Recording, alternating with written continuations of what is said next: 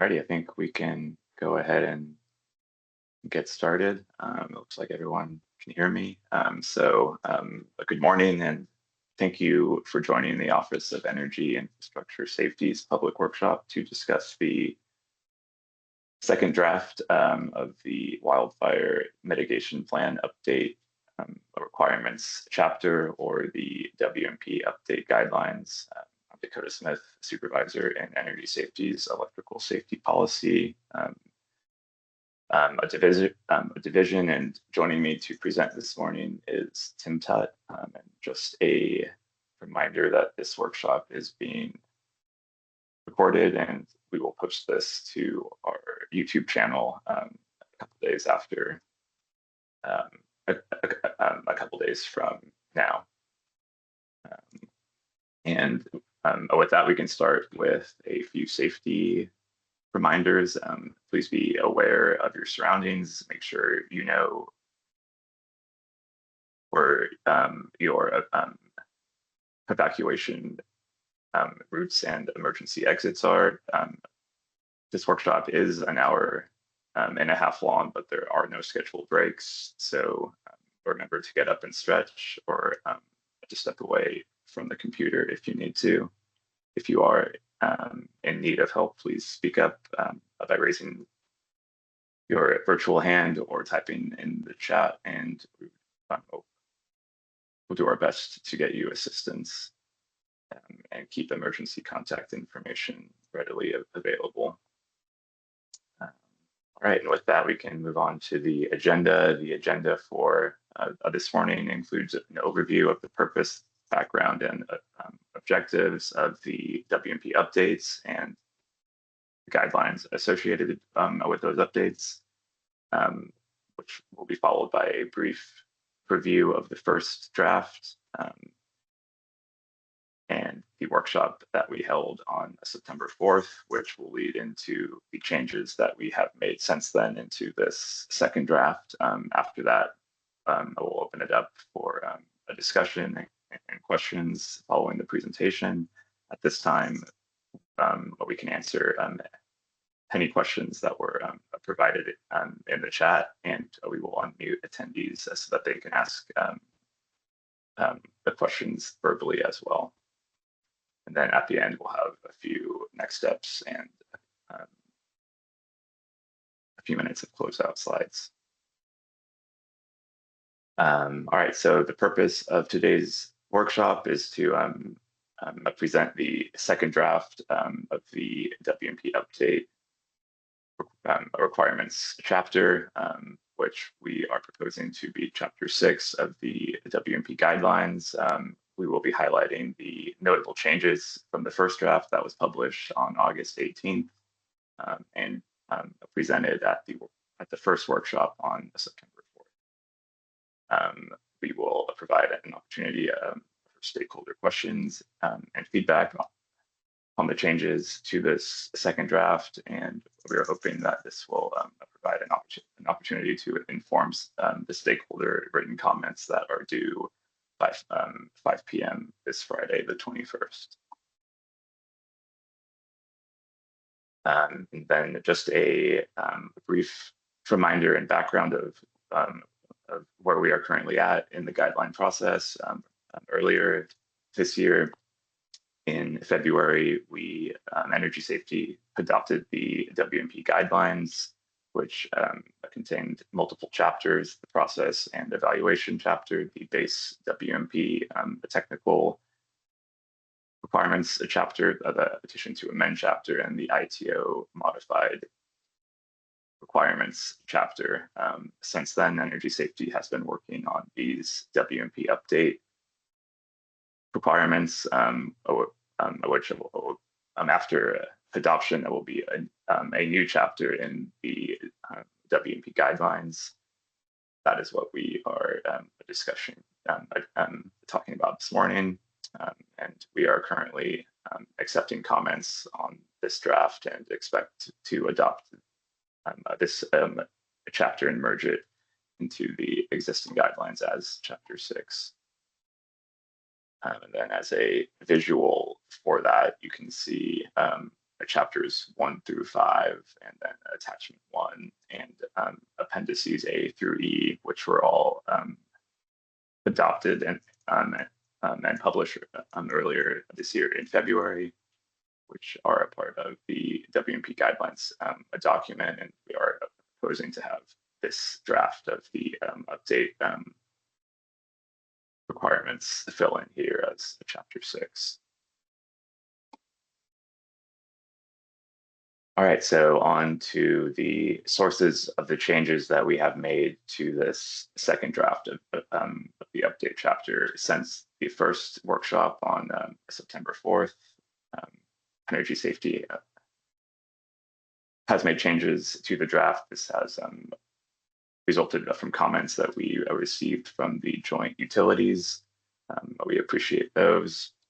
A discussion and questions that came up in the first workshop, as well as the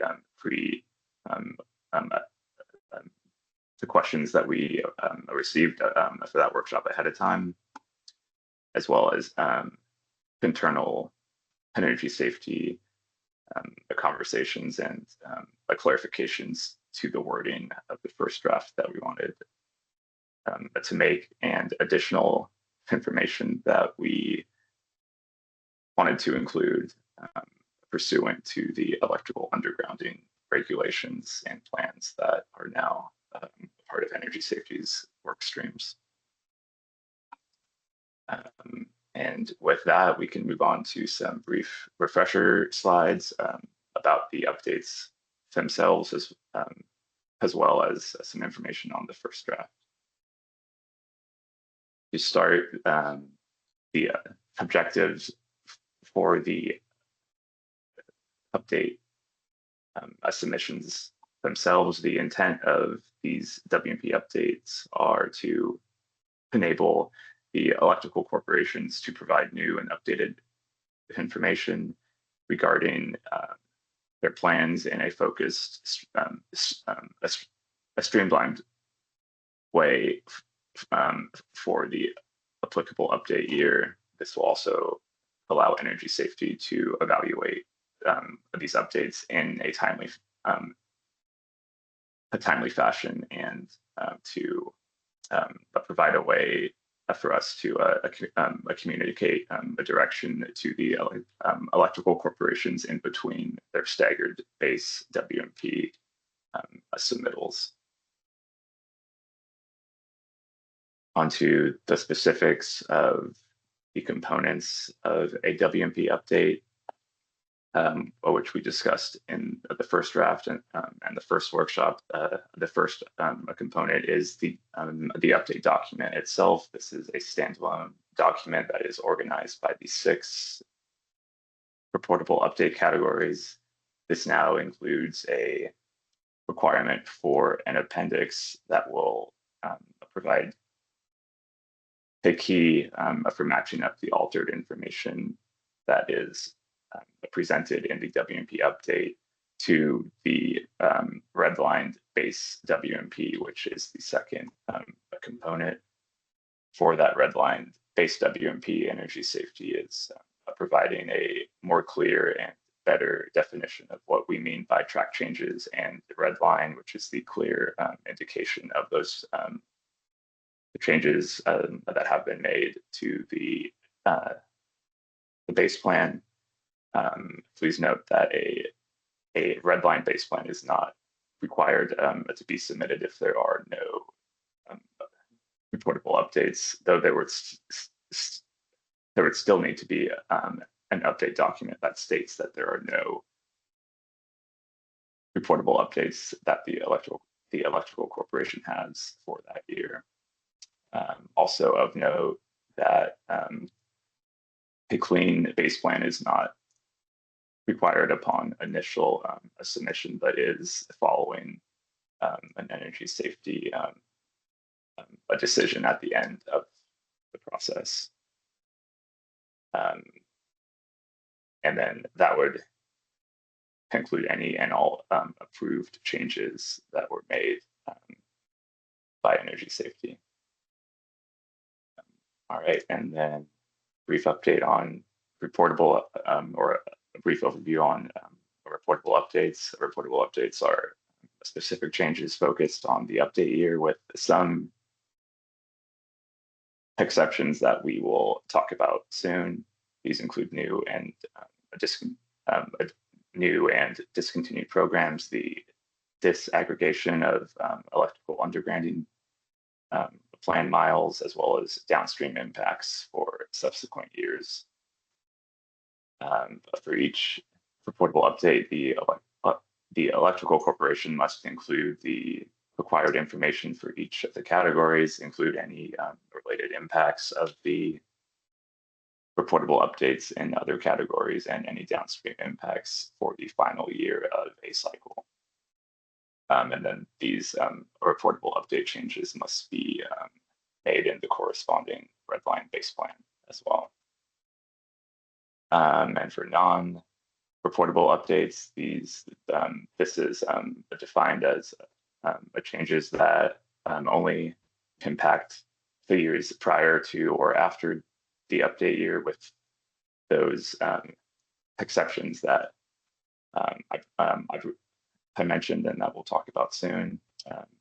Any changes outside of the required 6 reportable update categories, and changes within those categories that do not meet the specific requirements outlined in the chapter.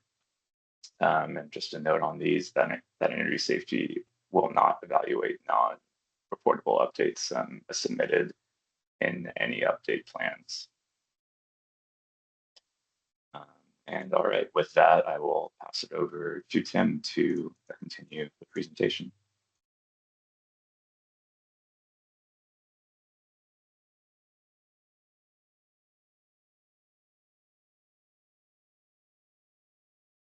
Yes, thanks, Dakota. We're going to now move on to the substantive changes in the second draft and the next 12 slides. And note that the redline document that we posted includes a variety of non-substantive clarifying changes as well. So we'll move on. Next slide, please. So in the data and geospatial,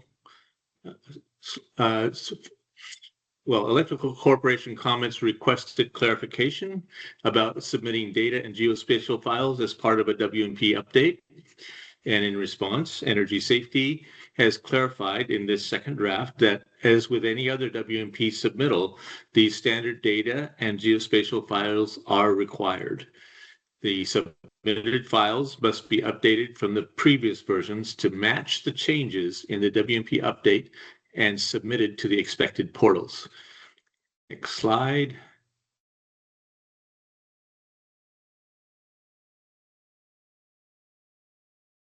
Next slide. Yeah, so Electrical Corporations also requested clarification regarding submitting updates that were not focused on or impacting the update year. And in response, Energy Safety is clarifying that there are exceptions to the general reportable update focus on update year impacts.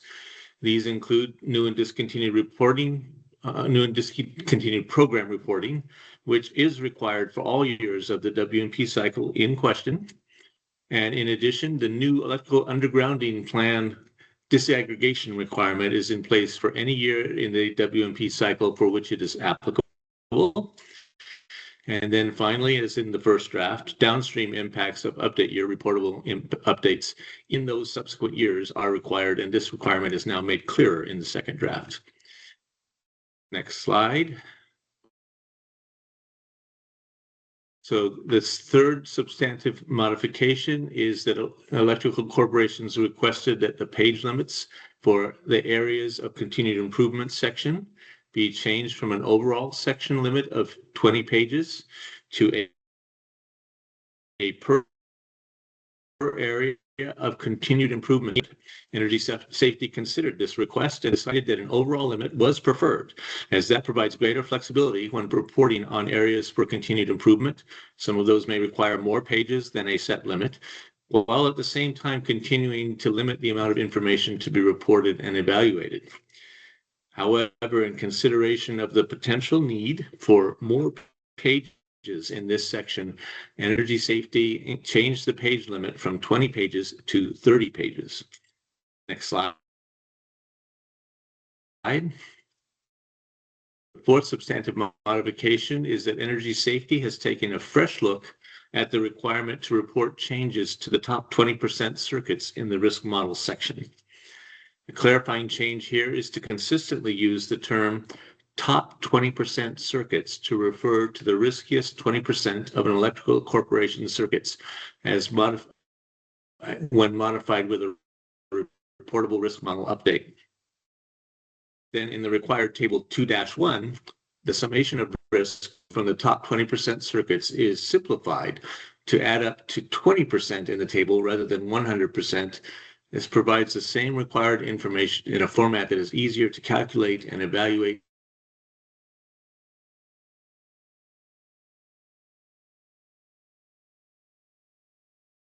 to the table 2-1, and the main change, as shown by the red arrow, is that the most significant change is the summing of scores to 20% rather than 100%.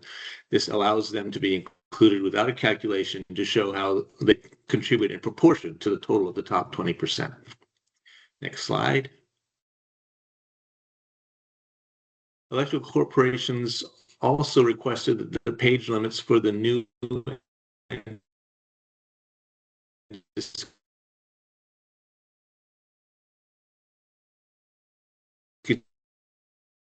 continued program section as well, and decided that an overall limit was preferred as before, and that provides greater flexibility when reporting on new and discontinued programs, while at the same time continuing to streamline the amount of information to be reported and evaluated.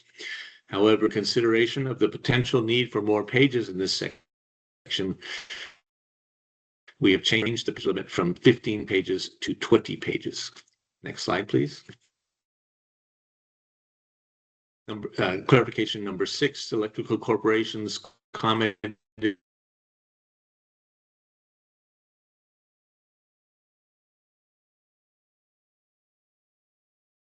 that should be added, and energy responded by adding that area of operations to the reportable approved targets in the second draft. Next slide, please. Clarification 7, electrical corporations requested clarification about the required format of tables to be included in the approved targets section. And in response, Energy Safety has clarified in the second draft that the format for these included tables should match the format of the corresponding target tables provided in the previously approved base WMP. Next slide, please. Number 8, Energy Safety reconsidered reportable updates for qualitative targets, changing from any qualitative target update that impacts the update year to only those updates that move the completion date of a qualitative target from the update year to a subsequent year. Hence, qualitative target updates do not move the completion date or have some other interim change but prior to the completion date, or that move the completion date within the update year are not reportable. Qualitative target completion dates that change fully prior to or subsequent to the update year are also not reportable. Only those that move the completion date into the update year from a previous year. Next slide, please. To provide necessary information pursuant to the newly adopted electrical undergrounding plan guidelines and regulations, Energy Safety is adding a requirement to include undergrounding information disaggregated between the initiatives and activities that derive from an energy safety approved EUP and those that are not part of that approved initiative. Next slide, please. And then on number 10, electrical corporations requested clarification that reportable administrative information includes or does not include substantive typos in tables and figures. So in response, energy safety has included these substantive typos they're reportable only when the error would materially affect energy safety's evaluation of the update WMP. Just like for other substantive typos in the text. Next slide, please. So the last substantive clarification is that electrical corporations requested clarification about whether or not a clean base in WMP was required, in addition to the update WMP and the redline base WMP. This had been a requirement in previous update proceedings. We found that a clean base of WMP was not useful for analysis of the update WMP itself, but it is necessary after an energy safety decision on an update WMP. Hence, energy safety is clarifying in this second draft that a clean base WMP is required only at the end of the process when an energy safety decision has been issued. Note that an energy safety can approve or deny portions of an update submission. This is something new this year, and that only the energy safety approved updates to the base WMP information can be included in that clean base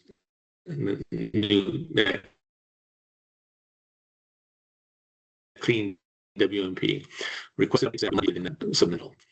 And then finally note that the required clean base WMP at that time, when it's submitted, must be submitted within 10 days of the energy safety decision that's received or published. And now I'm going to pass it back to Dakota for the remaining slides.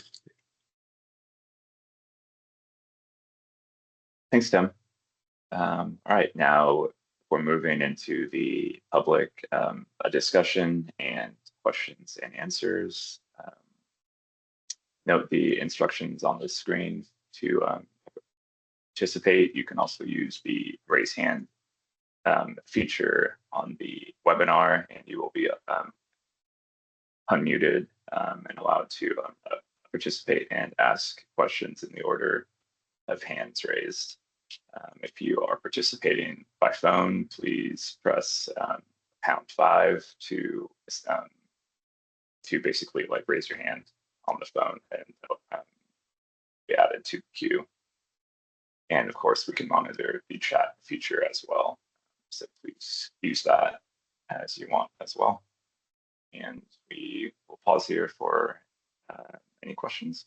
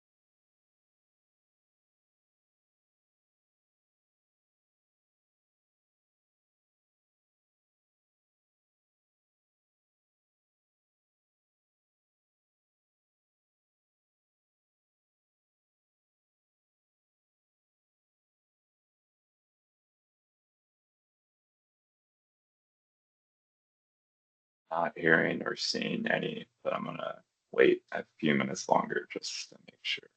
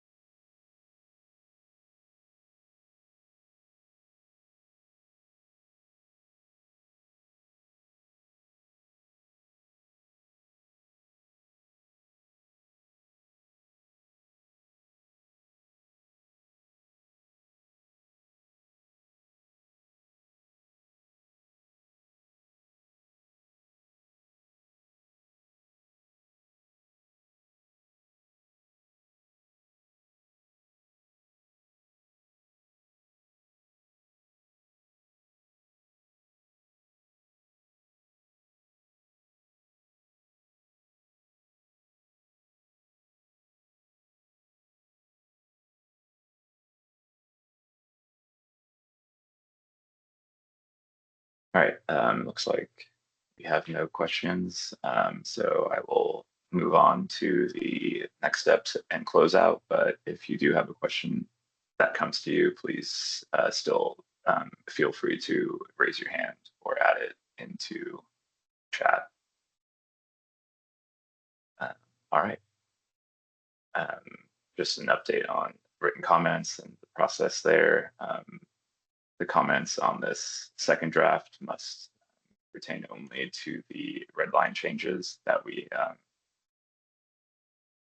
have made in that published draft. Written comments must not exceed 10 pages. Any appendices or attachments are excluded from that 10-page limit. Just a reminder that these written comments are due by 5 p.m. this Friday, November 21st, and must be filed to the guidelines docket that is linked here. And we will post these slides and a recording of this either on Tuesday or Wednesday. All right, still not seeing any questions or comments, so just want to thank everyone for spending part of your Monday morning here, and appreciate your attendance. Thanks, everyone.